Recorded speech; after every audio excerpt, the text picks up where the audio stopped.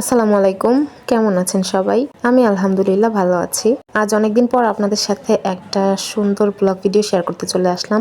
আসলে কয়েকদিন ধরে খুবই ব্যস্ত ছিলাম, তাই ঠিক মতো ভিডিও বানাতে পারছি না, আপলোডও দিতে পারছি না। তো যাই হোক, এখন তো আমের সিজন, আপনারা সবাই জানেন। তো আম দিয়ে এভাবে খাওয়া তো সবাই খায় কম বেশি, তো ভাবলাম আমি কেন বাদ যাই। এখানে হচ্ছে খিরসা আম, এটা আমি রস করে নিয়েছি কিছু পরিমাণ, পুরোপুরি রস করিনি, দেখতেই পাচ্ছেন কিছুটা হচ্ছে সলিড আছে।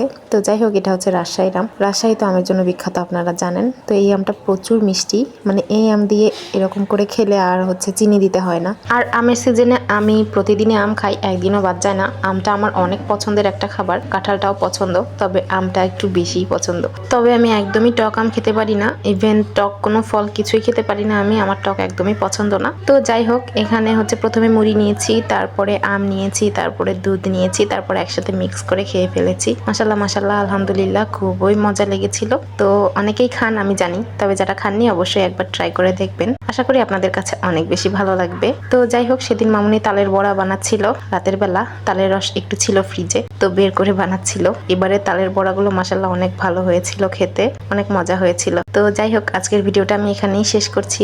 ভালো থাকবেন সবাই, দেখা হবে নেক্সট কোনো ভিডিওতে। আল্লাহ হাফেজ।